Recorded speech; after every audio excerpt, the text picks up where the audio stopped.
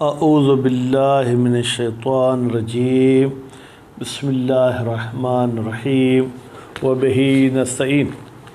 الحمدللہ، ہماری گفتگو کتاب الصلح صلح کی کتاب میں ہے۔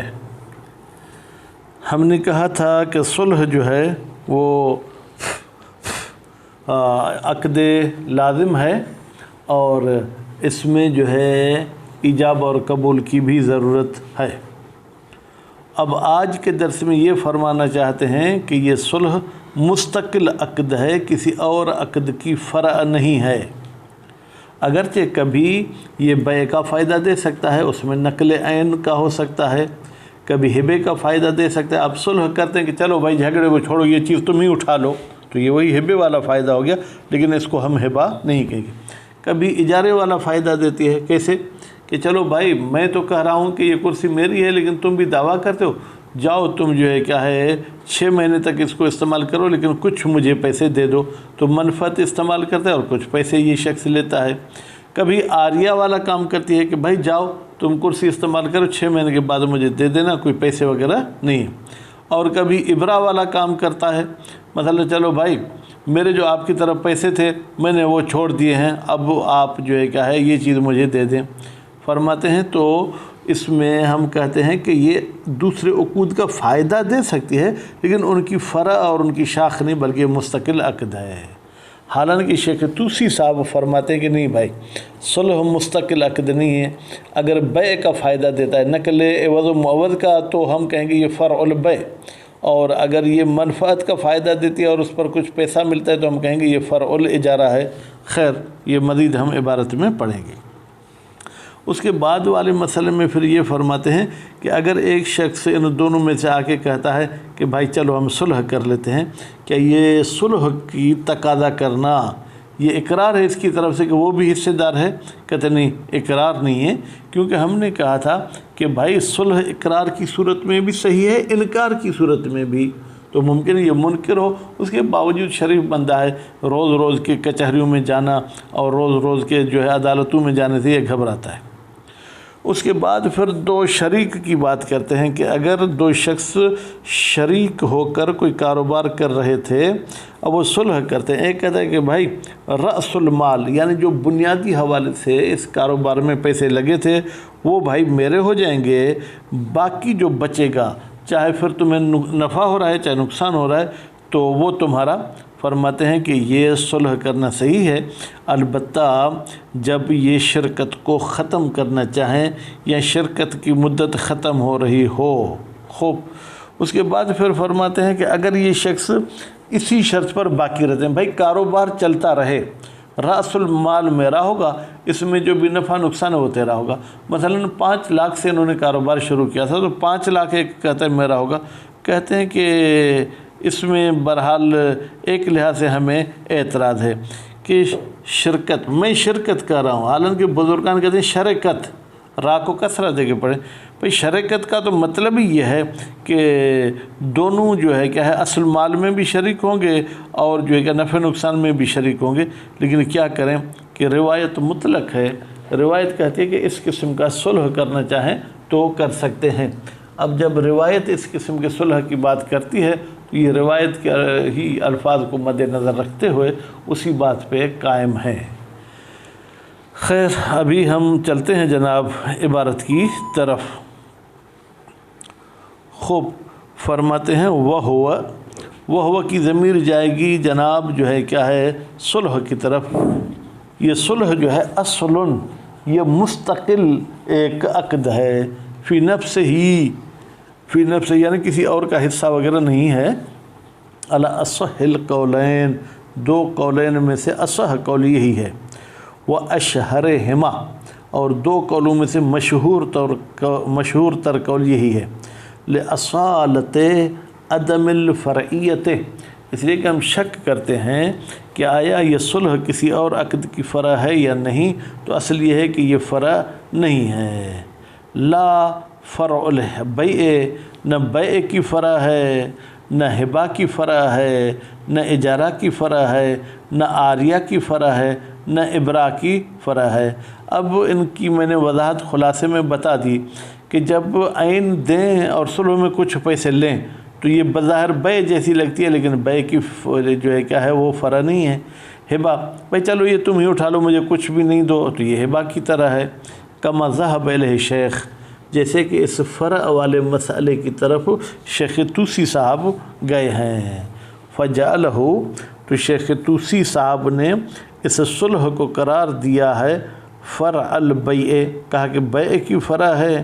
اذا افاد، جب صلح فائدہ دے، نقل العین، عین کے نقل کا، بعوض معلوم، اور اس کے بدلے میں ایک معین رقم لے۔ وفرع الاجارت، اور کہا کہ یہ جو صلح ہے یہ اجارے کی فرع ہے۔ اذا وقع علی منفعت معلومۃ، جب یہ واقع ہو ایک منفعت معلومہ تک کہ 6 مہینے تک تم استعمال کرو، لیکن بعوض معلوم، تمہیں کچھ نہ کچھ مجھے دینا پڑے گا، تو اجارہ بھی یہی ہوتا ہے۔ وفرع العاریت، اور شیخ طوسی صاحب نے صلح کو عاریہ کی فرع قرار دیا ہے۔ اذا تضمن اباحت منفعت، جب یہ اپنے اندر رکھتا ہو کہ یہ منفعت تمہارے لیے مباح ہے، بغیر عوض، لیکن تم عوض نہیں دو گے، لیکن یہ عین پھر واپس کرو گے۔ وفرع الہبت، اور شیخ طوسی نے صلح کو ہبے کی فرع بنایا ہے۔ اذا تضمن ملک العین، جب اس کے ضمن میں ہو کہ یہ عین کا مالک ہو جی دوسرا طرف، بغیر عوض، اور اس میں وہ کوئی بھی عوض ہمیں نہیں دے۔ وفرع الابراء، اور یہ ابراء کی فرع ہے۔ اذا تضمن اسقاط الدین، بھائی ہم دو کا جو اختلاف ہوا تو میرے اس کی طرف 5 روپے تھے، میں نے کہا بھائی چلو 5 روپے سے میں دستبردار ہو گیا، لیکن یہ چیز مجھے دے دو، تو یہ ابراء کا فائدہ دیتی ہے۔ نتیجے میں بقول شیخ طوسی کے یہ ابراء کی فرع ہے۔ استنادن، بھائی شیخ طوسی کی کوئی دلیل ہے؟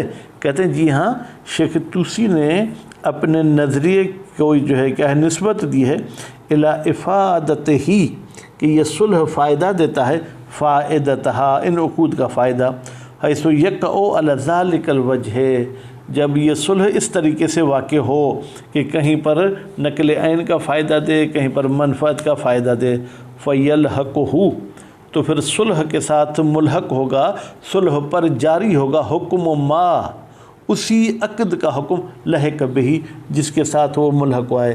اگر بیع کے ساتھ ملحق ہوا ہے تو اس پر احکام بیع جاری ہوں گے، اجارہ کے ساتھ ملحق ہوا تو اس پر جو ہے احکام اجارہ جو ہے جناب جاری ہوں گے۔ وفیہ، لیکن شیخ طوسی کے اس نظریے میں ہمیں اعتراض ہے، ان افادت عقد فائدۃ آخر، اگر ایک عقد دوسرے عقد کا فائدہ دے، لا تقتضی الاتحاد، یہ تقاضا نہیں کرتا کہ جناب یہ دونوں عقد ایک ہو جائیں۔ خوب، کما لا تقتضی الہبۃ بعوض، جیسے کہ کبھی کبھی ہبے کے مقابلے میں آپ عوض بھی لیتے ہیں، اور وہ عوض بھی معین ہوتا ہے کہ بھائی یہ کتاب میں آپ کو گفٹ کرتا ہوں 500 روپے، آپ بھی مجھے گفٹ کریں، تو کیا اس ہبے کو آپ بیع کہیں گے؟ جبکہ بیع بھی تو یہی ہوتا ہے کہ کتاب بیچتا ہوں 500 مجھے دے دو۔ خوب، بعوض معین فائدۃ البیع، وہ بیع کا فائدہ دیتا ہے۔ خوب، چلے یہ یہاں پر شیخ طوسی کے نظریے کو ختم کیا۔ ولا یکون طلبہ کی ضمیر جگہ صلح کی طرف، صلح کا طلب کرنا یہ نہیں ہوگا اقراراً، کہ جو شخص صلح طلب کرے اس کی طرف سے اقرار ہے کس کی بات کا، کہ فلاں شخص جو ہے کیا ہے وہ حصے دار ہے، لصحت ہی، اس لیے کہ یہ صلح صحیح ہے، والاقرار والانکار، انکار کی صورت میں بھی ہو سکتا ہے، اقرار کی صورت میں بھی ہو سکتا ہے۔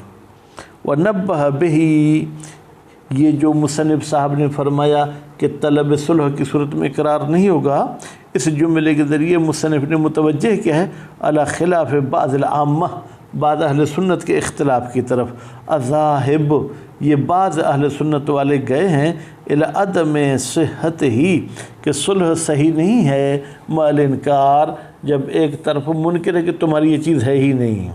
ایسو فرع علیہ، اس بعض اہل سنت نے فرع بنایا علیہ، اس اپنے نظریے پر کہ انکار کی صورت میں ٹھیک نہیں ہے صلح، ان طلبہ بتحقیق، کہ اقرار کو یہ صلح کو طلب کرنا یہ کیا ہو جائے گا؟ اقرارن، یہ اقرار ہو جائے گا۔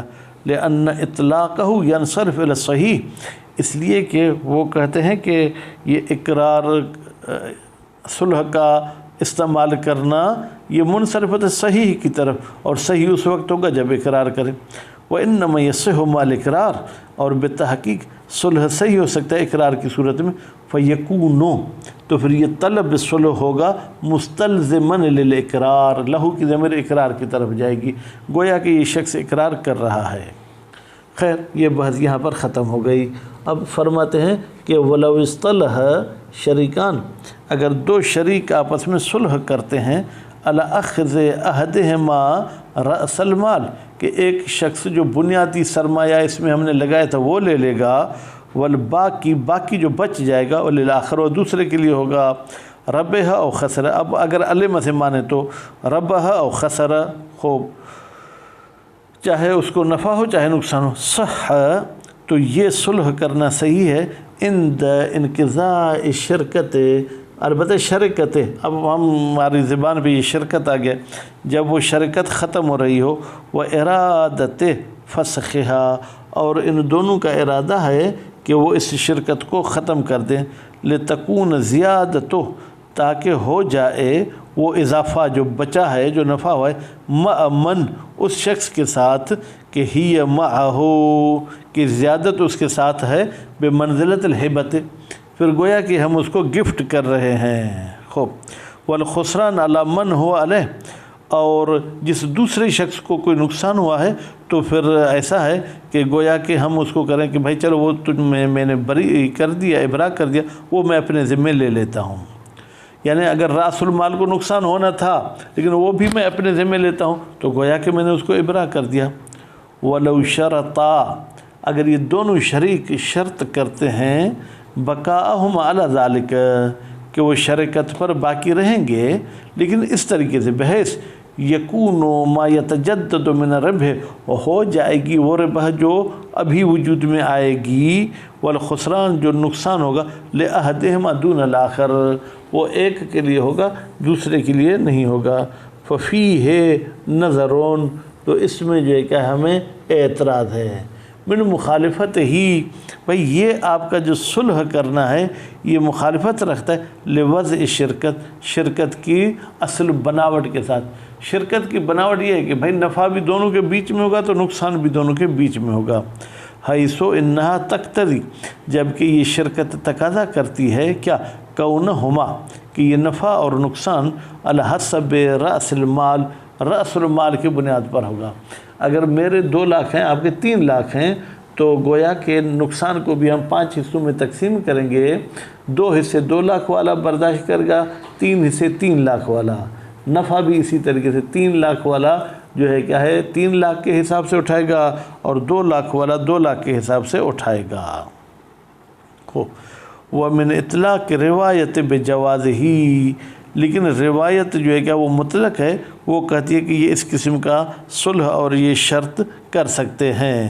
خوب، اب کیا کریں، بعد ظہور ربح، البتہ جب کچھ فائدہ ظاہر ہو، من غیر تقیید برادت القسمت، روایت نے یہ نہیں کہا کہ تقسیم کرنا چاہے تو، روایت نے کہا اس قسم کی شرط کر سکتے ہیں صریحا، فیجوز مع ظہورہ، تو پھر جائز ہے یہ اس قسم کی تقسیم و بندی کرنا نفع اور نقصان کے حوالے سے جب ربح ظاہر ہو، اور ظہور الخسارت، یا جب خسارہ ظاہر ہو، مطلقاً یعنی چاہے تقسیم کا ارادہ رکھتے ہوں چاہے تقسیم کا ارادہ نہ رکھتے ہوں۔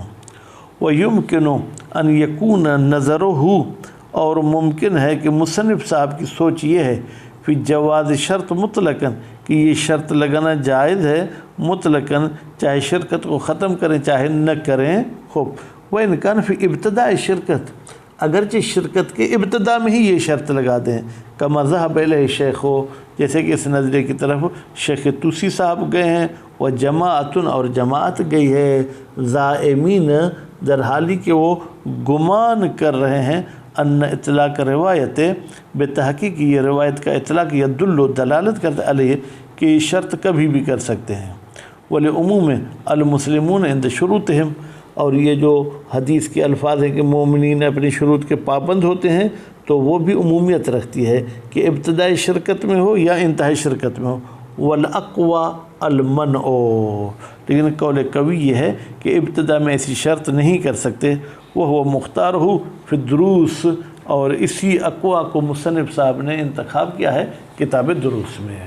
بس شرکت کی ابتدا میں یہ شرط نہیں کر سکتے کہ رأس المال ایک کا ہوگا، نفع نقصان دوسرے کا ہوگا، لیکن اگر ربح ظاہر ہو جائے اور تو پھر یہ شرط کر سکتے ہیں۔ صلی اللہ علیہ محمد و آل محمد۔